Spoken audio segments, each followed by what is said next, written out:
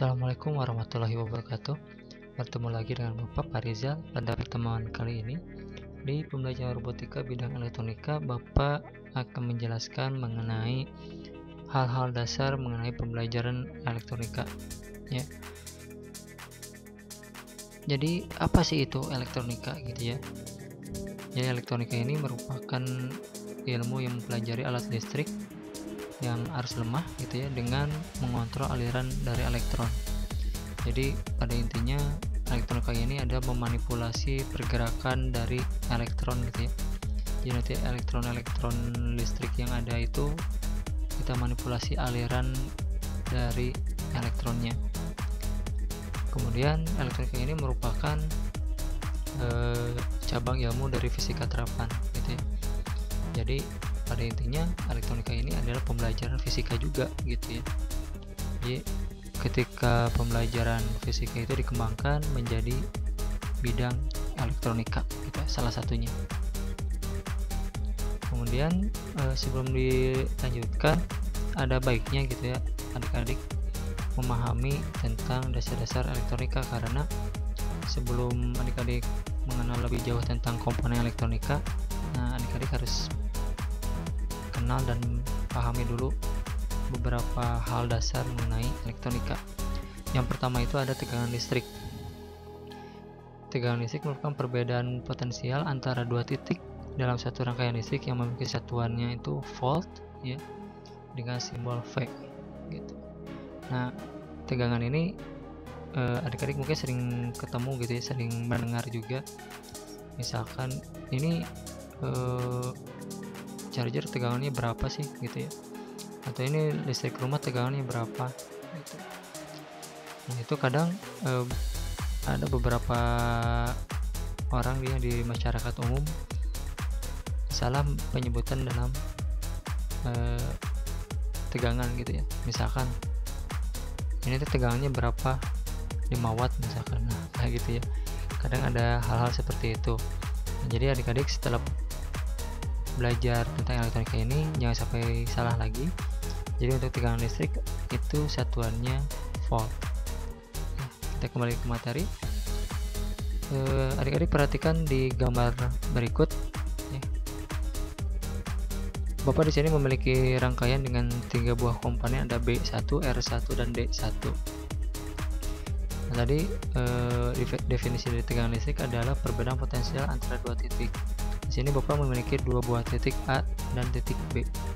Nah, maka nanti ketika kita menggunakan suatu alat ukur yang namanya voltmeter, itu kita bisa ukur berapa sih tegangan yang ada di R1 gitu ya, dengan mengukur di titik A dan titik B. Nah, sebagai simulasi, di sini Bapak sudah menyiapkan suatu rangkaian listrik ya. Di sini ada voltmeter. Voltmeternya kita coba hubungkan dengan titik A seperti yang tadi Bapak buat di slideshow materinya. Kemudian Bapak hubungkan lagi ke titik B seperti ini. Kita coba jalankan simulasinya, maka tegangan di R1 itu akan muncul 2,84 volt ya. Jadi tegangan di antara dua titik ini itu muncul 2,84 volt. Terus bagaimana dengan titik-titik lainnya gitu ya? Misalkan kita coba di komponen D1 gitu ya. Di komponen D1 kita coba pasang lagi si voltmeternya untuk mengukur tegangan. Seperti ini. Kita simulasikan. Nah, yang muncul adalah 2,16 volt. Seperti itu. Ya. Jadi antara R1 dan D1 ini itu memiliki tegangan yang berbeda seperti itu ya. Dilanjutkan. Jadi tegangan ini ada 2 jenis gitu ya. Yang pertama itu ada tegangan AC gitu ya. Tegangan AC atau alternating current ini merupakan tegangan yang memiliki arusnya bolak-balik gitu ya. Ya, ada titik puncaknya, ada titik rendahnya gitu ya, atau lembahnya. Kemudian yang kedua itu ada tegangan DC atau direct current. atau arus arah. Tegangan AC itu di rumah-rumah adik-adik juga punya gitu ya. Tegangan AC ini adalah tegangan yang bersumber dari listrik PLN langsung ya, itu ada tegangan AC. Makanya kalau kita kesetrum gitu ya, kita tersengat arus listrik itu kayak yang karena terkejut kayak gitu ya, itu karena ada perubahan tegangan listrik dari puncak ke lembah seperti itu. Kemudian ada tegangan DC. Tegangan DC ini biasa kita temui di baterai ya. Baik itu baterai handphone ya, baterai remote misalkan, atau baterai jam. Kemudian di aki mobil atau aki motor, itu tegangan DC. Nah, kalau tegangan DC kalau kita sentuh itu aman-aman saja gitu ya. Beda dengan tegangan AC gitu ya. Nah, untuk perbedaannya di sini Bapak ada simulasi lain ya. Di sini Bapak memiliki simulasi untuk tegangan AC itu seperti apa sih sebenarnya itu bentuknya. Nah, tegangan AC itu memiliki frekuensi seperti ini gitu ya. Dia memiliki sinyal seperti yang ada pada gambar itu ya. Nah, seperti ini. Jadi dia memiliki titik puncak dan dia memiliki titik lembah seperti ini. Jadi kalau misalkan listrik di rumah adik-adik dicek dengan alat ukur yang namanya osiloskop gitu ya, untuk melihat suatu sinyal listrik, itu bentuknya akan seperti ini gitu ya. Kalau nama lainnya di bidang fisika itu namanya gelombang sinusoida gitu ya, gelombang sinus seperti ini. Nah, sedangkan untuk tegangan DC itu flat seperti ini. Jadi ketika kita ukur tegangan DC ya, dia akan flat aja, warna biru seperti warna biru, merah muda, dan warna hijau ini kayak gitu ya, mudah-mudahan bisa dipahami. Kemudian untuk tegangan listrik di rumah itu memiliki frekuensi 50 Hz ya, di Indonesia. 50 Hz maksudnya adalah dia memiliki puncak dan lembah dalam 1 detik itu sebanyak 50. Jadi dia memiliki 50 lembah dan 50 puncak dalam 1 detik gitu ya. Makanya kalau kita tersengat arus listrik ya bergetar gitu ya, seperti itu. Lanjut dengan materinya. Selain tegangan listrik, ada juga yang namanya arus listrik. Arus listrik merupakan sebuah aliran yang terjadi akibat jumlah muatan listrik yang mengalir dari suatu titik ke titik lain dalam satu rangkaian tertutup setiap satuan waktu. Gitu ya. Jadi ada aliran arus listrik gitu ya. Jadi ada elektron-elektron yang mengalir yang didorong oleh tegangan gitu ya. Maka akan muncul yang namanya arus listrik. Gitu. Arus listrik itu memiliki satuan ampere dengan simbol I. Nah, dari perhatikan lagi rangkaiannya. Jadi tadi alirannya itu dari satu titik ke titik lainnya. Nah, kalau misalkan di sini Bapak punya titik A dan titik B, maka aliran dari arus listriknya itu seperti ini. Ya. Dia akan mengalir dari tegangan positif menuju tegangan yang negatif, atau tegangan yang lebih tinggi menuju tegangan yang lebih rendah. Konsep dari arus listrik itu mirip seperti aliran air lah gitu ya. Kalau misalkan adik-adik lihat air terjun itu airnya akan jatuh dari atas ke bawah. Nah, arus listrik juga sama seperti itu. Jadi dia akan mengalir dari atas ke bawah, atau yang lebih dari tegangan yang tinggi lebih tinggi ke yang lebih rendah seperti itu. Nah, untuk sebagai contoh ya, di sini Bapak punya alat ukurnya, namanya itu ampere meter ya. Coba kita hubungkan ampere meternya dengan rangkaiannya. Nah, untuk penghubungan ampere meter itu seperti ini gitu ya. Jadi kalau misalkan tadi dua titiknya harus dipasang berderet, kalau ini harus sejajar gitu ya. Kita cek. Di sini akan muncul 12,92 mA gitu, atau 12,92 miliampere. Jadi dalam satu rangkaian ini itu dia memiliki arus sebesar 12,92 mA. Nah, pada aplikasi LiveWire ini kita bisa cek aliran arus listriknya seperti apa. Bisa adik perhatikan sini ada titik-titik yang mengalir gitu ya. Nah, ini adalah aliran dari arus listriknya gitu ya. Di titik positif dia mengalir ke R1, kemudian dari R1 ke D1, kemudian D1 diukur, dicek berapa sih arus listriknya, kemudian dia balik lagi ke B1 gitu ya.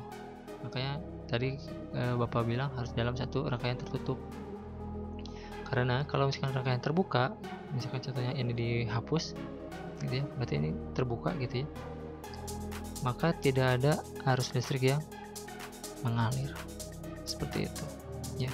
Kayak di sini menjadi 0 ampere. Tapi kalau misalnya kita hubungkan lagi,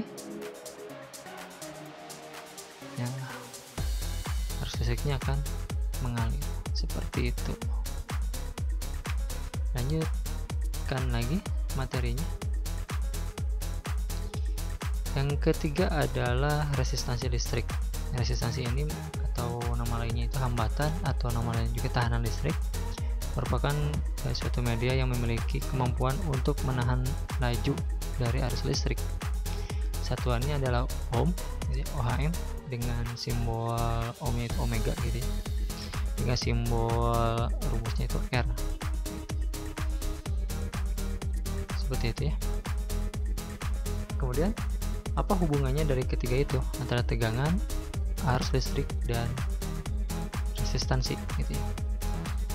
Nah, bisa diperhatikan di simulasi gambar seperti ini.